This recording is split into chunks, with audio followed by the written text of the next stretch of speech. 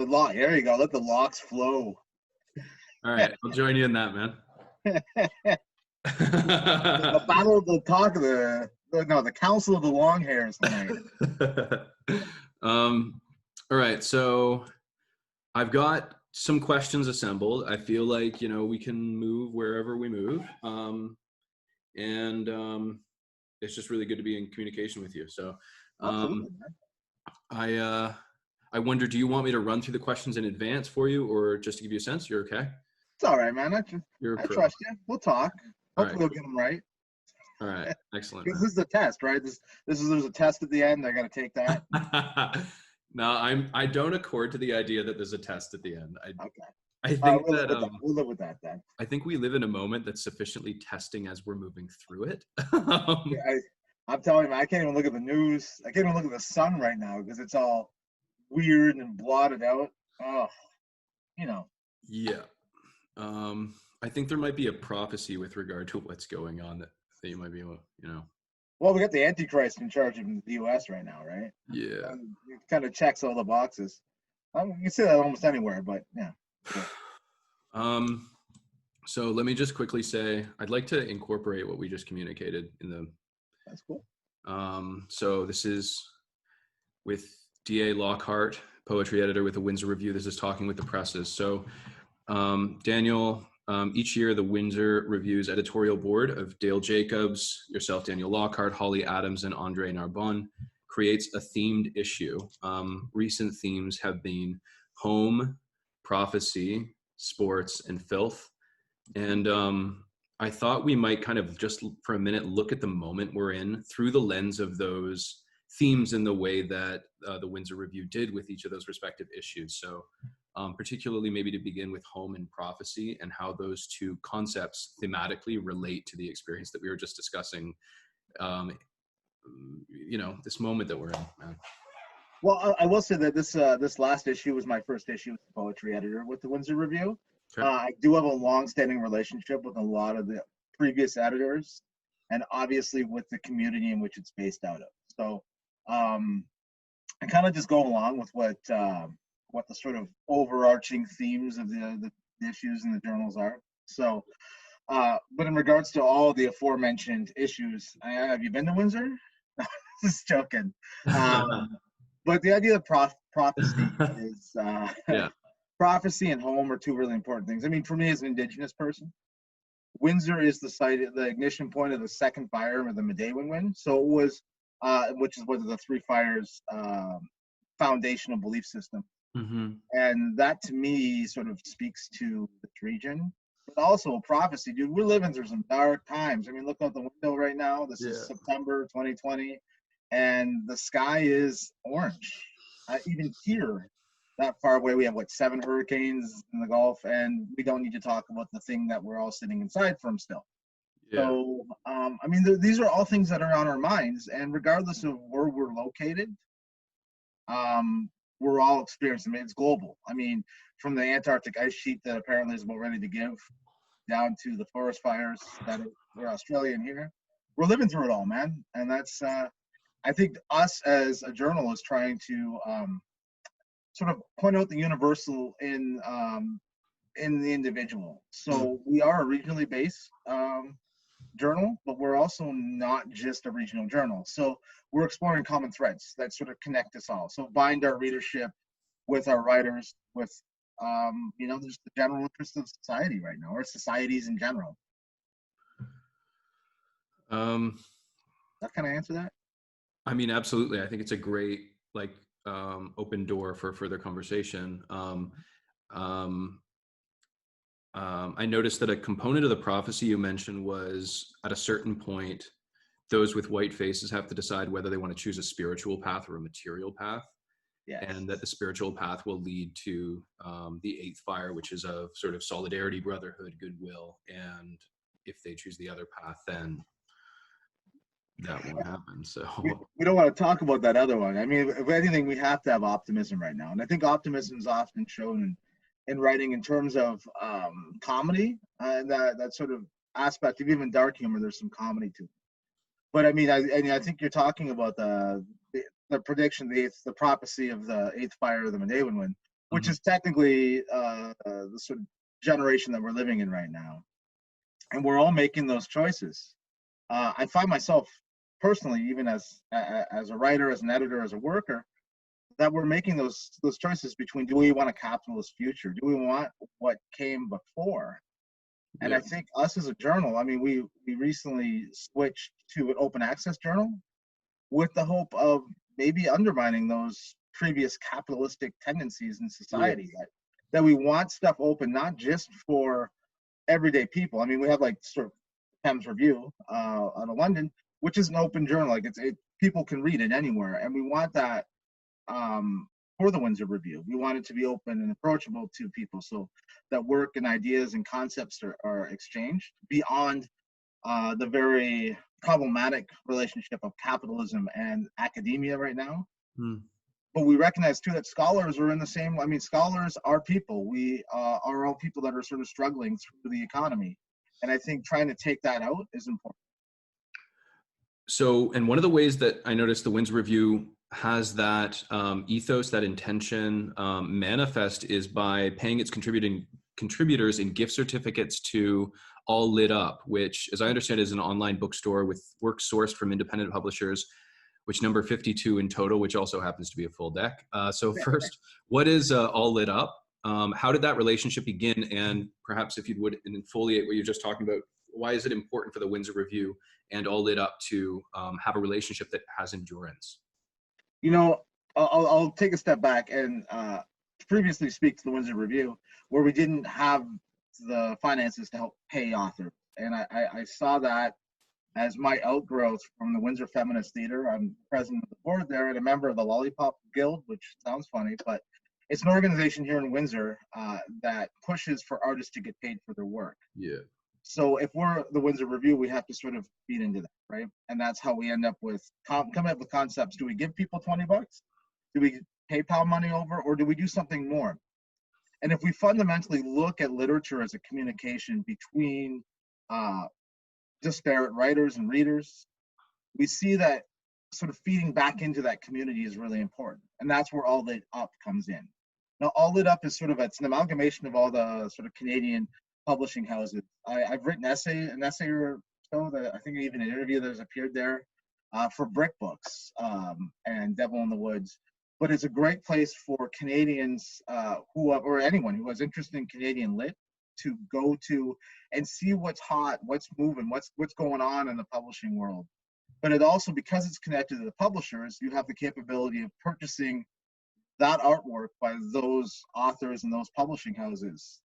So by paying our contributors in gift certificates or payment from All Lit Up, what we're doing is we're sort of entering them not only in the conversations for work-wise, but also sort of putting our money where our mouths are, right? So we're helping that positive feedback loop in our own communities. Oftentimes I hear writers that like, oh, I got my $60, because that really happens very often, or my $20 advance for my poem or my short fiction. And what did I do with it? I went and bought a Harry Potter book from a major publishing house. Yeah, named after like a rainforest, which is increasingly non-existent. Well, there, yeah. whatever organization that might be, I'm not sure. But I mean, like, that's all there. So like we can do that, and that helps push those other books. It also helps the writer, because the writer's now engaging in maybe a new conversation in terms of depth with a work, and it's a work of their choice, not of my choice as an editor, or Dale's choice as the editor-in-chief, the publisher, or Polly's or Andre's. Like we enable them the freedom to find their own path, research-wise or conversation-wise. And to do so in the Canadian context, I think is really, really important. So you mentioned Dale, Holly, and Andre, and I wonder, this is a question that I've started to ask those with whom I've been very fortunate to speak through this interview series about sort of editorial synergy and what leadership means in the context of this publication, how you conceive of leadership, and yeah, how you work together, how you complement one another. Well, we have a great amount of autonomy, and that's one of the big things that a great leader does in terms of journals, that they will sit back. So Dale is one of those great leaders. What he does as a publisher as he says, look, I brought you on board because I trust you all in terms of your selection ability, your writing ability, and you as a person. I trust you, so I brought you on board. Dale also, during our various editorial meetings, which are primarily conducted online through Messenger because of when we live, right? And Mm-hmm. Holly also lives in Maine, so that makes things more difficult in terms of getting together. Mm-hmm. We provide guidance in terms of the way that we're talking about things. Sort of we engage with each other on a not necessarily a very concrete, specific guideline path, but the sort of general ideas. Like I think Holly has a connection to Windsor. We're all connected to Windsor, but we're all interestingly enough connected to the States as well. Mm. So there's this idea that we have a shared experience. It's very, very Windsor. It's almost borderless, where we've all spent, I mean, almost a decade for most of us in the United States. Mm. So we have these sort of unsaid kind of artistic threads and also scholarly threads, like thought threads, philosophical threads that go through all of our work and all of our selection process. So, I mean, by far and large, Dale sort of says, "Hey, let's do this issue," and then we go out into the world and we try to solicit those sort of types of poems or essays and stuff, stories to the press, and do so under his guidance. Hmm. That's what. I feel like there's a good question to ask about the question of, or having to do with the image of borders, especially given the location of Windsor and the location of Wawayatanong, and Windsor being across from Detroit, and that they're separated by this body of water, which also indicates two countries, and maybe the kind of dialogue or the places where we can come together to meet, to discuss kind of where we are, I guess. But I'm not sure what that question would be. So I wonder if that could serve as a prompt. Oh, absolutely. I think it serves a problem. And I think this is what's really useful to people who may be interested in the Windsor Review is they put together, they meaning the previous editorial staff, which Andre was part of, put together a retrospective issue speaking to the history of Windsor Review, which many folks would know go back quite a ways. It's one of the older lit journals in southwestern Ontario, so Westo, as I like to refer to it. Yeah. And it served a real sort of springboard for a lot of famous artists. But Eugene McNamara, who was sort of one of the lead founders for the journal, himself was a border crosser. So we have that in our DNA. Mm-hmm. And I think it's always been represented in the journal, in the people that we've chosen. However, there has been a major movement. It's a little different. So while previously we like to focus on literature that sort of cut borders in terms of Detroit and Windsor, we're now looking more globally. And this was brought up in our last meeting that our journal actually didn't, the closest person to the city of Windsor that we published was from London, Ontario. Mm. We have in the issue that's due out very shortly, actually has writers from Pakistan, from I think we have one from Australia, I want to say, a lot of American, a lot of Canadian. It's a good mix. Mm. But it is this idea that we're bringing the borders, sort of cinching the borders apart, bringing those conversations closer, because now more than ever in our pandemic world, with all the borders closed and we're all locked inside, we need to break down those borders and create a sort of literary conversation. Mm. That often doesn't happen in Canada just due to government funding. I mean, we can't fund American writers, or we can't fund British writers. We can fund Canadian writers. So I think we have a real opportunity here. Can you tell me a little bit more about this issue that's coming together now? So it's it's our first issue together as a team. Yeah. And it's being launched through the open source platform. It's available. Just type in Windsor Review; it'll come right up. Yep. It's all available online, but it resembles a sort of PDF. Look at it, right? And what we tried to go with the best possible submissions we can go as a sort of a reboot, almost make a proclamation of sort of where we're coming from. Initially, we were a journal of primarily emerging artists. I know that in my early poetic career, the Windsor Review really took care of me. That was with Marty Gervais, and Bob Earl Stewart was the poetry editor before me. He's a fantastic poet from Windsor. If you don't know him, pretty poet. Mm. Andre was on that staff as well, and they did a fantastic job, sort of in terms of what they were seeking. We we wanted to do something different. We wanted to use the reach of our previous experience to bring in other poets, to bring in sort of poets that may be familiar, poets that have a conversation. And that means bringing in sort of like Craig Finley. He has his first ever collection of poetry coming up. Tom Cole from London, former poet laureate. I mean, everyone knows Tom from Southern Ontario. We have such well-known poets in there, and great fiction writers. We didn't really get as many essays or that we liked, but it's a developmental process. So as we change over, we're trying to attract new readers and new writers. So I think that this is our first shot. If you want to understand how we plan to move forward, I could tell you a bunch of esoteric terminologies for us, but I think the best thing to do is read. Okay. It's not a very long journal, and I think it would do a great disservice to the artists who we've chosen their work to represent what we feel to speak for them. So I think that might be the best. I really want you to read the issue. Absolutely. So this journal has been going on for, I think, 55 years this year.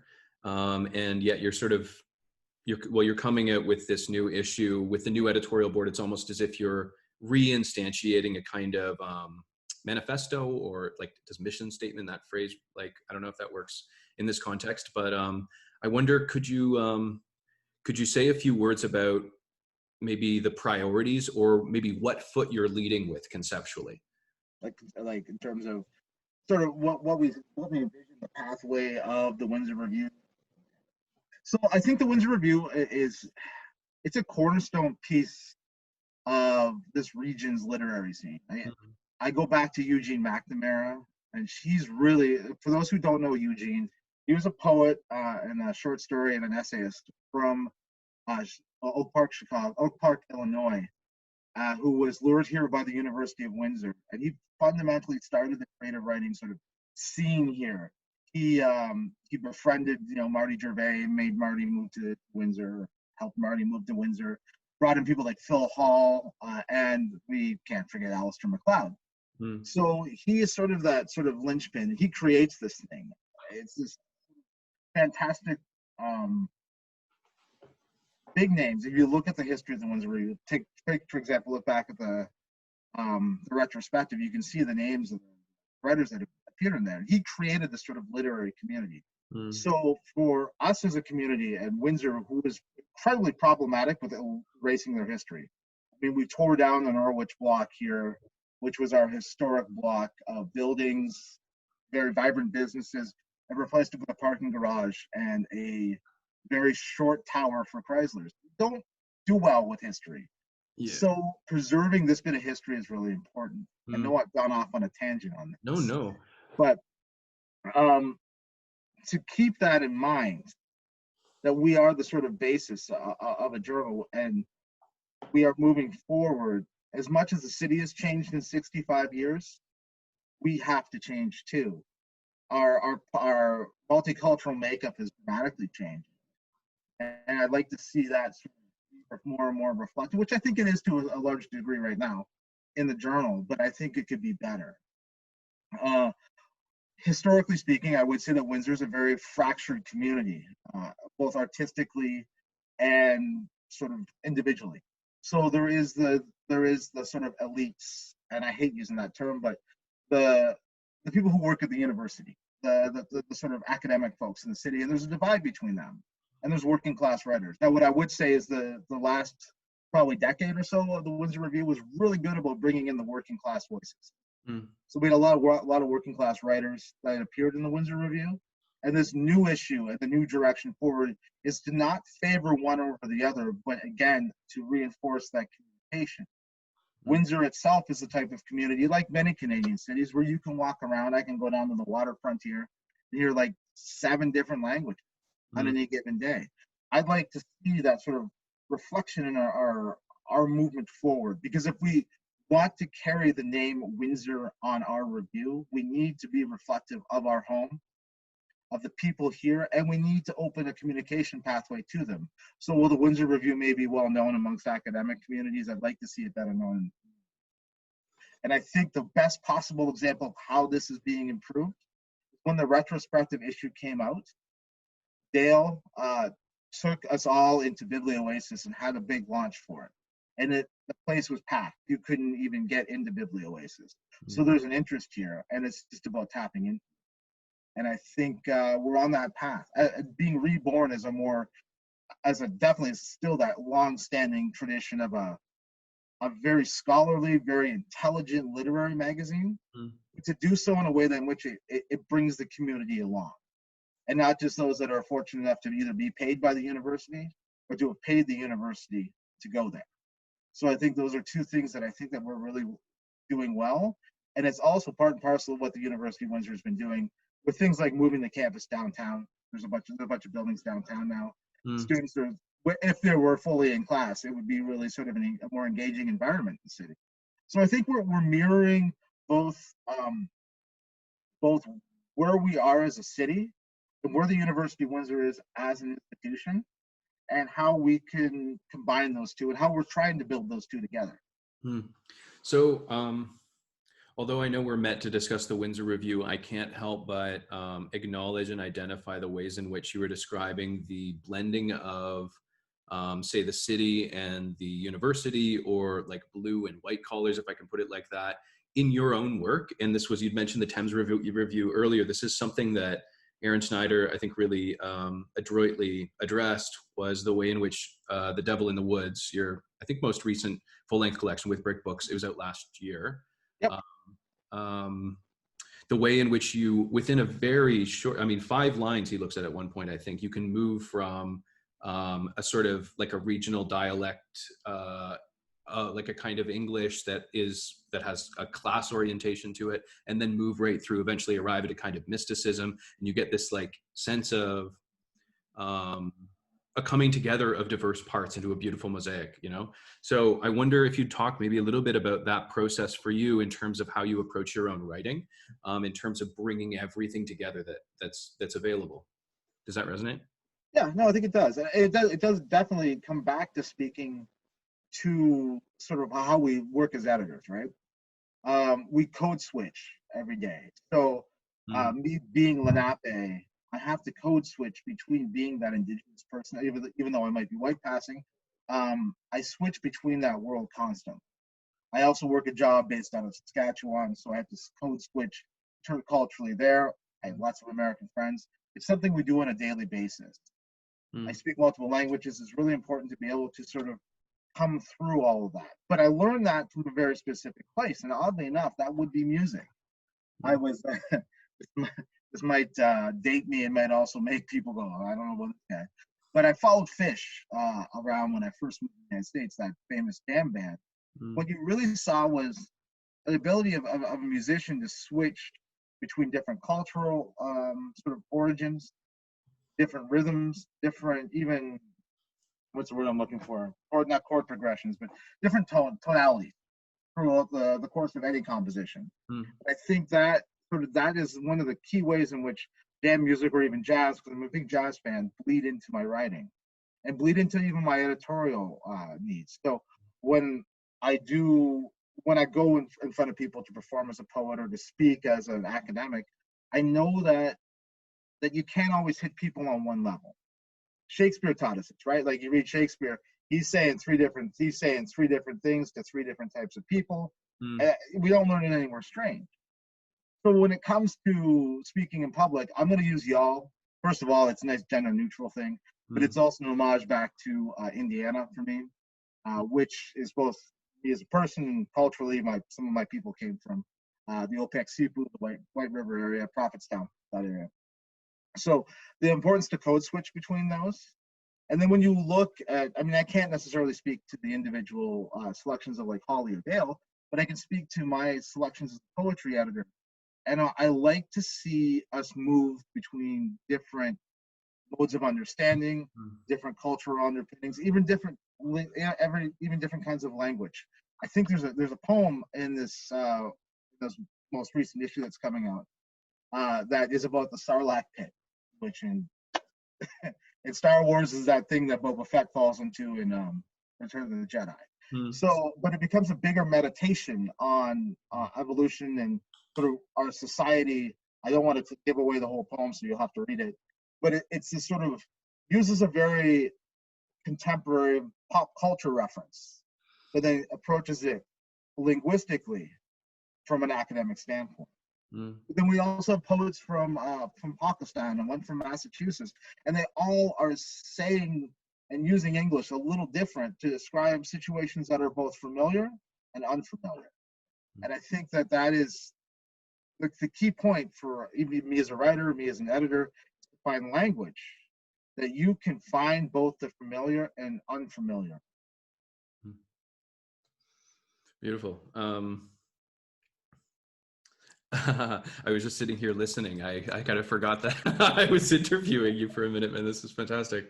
I put my professor hat back on again. I guess I was just lecturing. Whoops. No. Well, no, not at all, man. I mean, because I think both poetry and sort of professorship are often thought of as, although they contain references, and I think this is part of what you're saying, is like the references don't necessarily need just to be from, like, I don't know, ancient, or not ancient necessarily, but say modern English, like referring to Milton and Shakespeare and, you know, in the English tradition at least. And it's very exclusive. Like there's a way in which those references are necessarily excludes those with who are unfamiliar with those texts. And I don't know. I'm just kind of resonating with what you said rather than able to offer a follow-up question that might bring us towards a conclusion. Well, you know, interesting thing with Milton, and I'll say I've been reading a lot of Milton recently. Everyone knows John Milton. I always think back to Animal House, about how much they hate John Milton in Animal House, which is, I mean, you can see kind of true in some ways. But Averso Books, which is the sort of very, very leftist radical publisher out of England, out of the UK, put out it was like a 400-page review of Milton as the radical. And I think that book really changed my opinion on Milton. And it starts to show you that even in the most boring shit around, stuff that you think is too academic, or too esoteric, too whatever, that there's still something that is useful in there in terms of where we are today, and probably more radical than you want to believe. I'm a big proponent of no endnotes, no references. I'm a guy who comes from background from Tony Artizzoni and I would say Campbell McGrath. That the literacy, the text itself must contain all the literacy, so that you need to read it. Mm. And that may be where you also get that sort of the tripartite, if not more voices, is that each one will teach you what the other one's saying. Mm-hmm. So even if you're not of that sort of background, I mean, a lot of my work nowadays that's coming out individually, and I see it a lot in a lot of the indigenous communities and sort of non-English, traditional English-speaking communities, is we are dropping our old languages in, and we're teaching you what they mean through those verses. I would like to see the journal itself start doing stuff like that, and we're on that path. Very little doubt we're on that path. But journals will teach us that they create a literacy. They tell us how to write a poem, how to read a poem, how to place a poem, or fiction, how to tell a story. You know, what kind of viewpoints are important. Essays, book reviews, they tell us things like those sort of bigger philosophical questions that we need to be approaching, or what books might be of interest. There's so much in terms of literacy that journals create, and I hope in these pandemic times that people are reading more and more of them. I mean, I know that this morning the Grain of Saskatchewan is now looking for a new editor.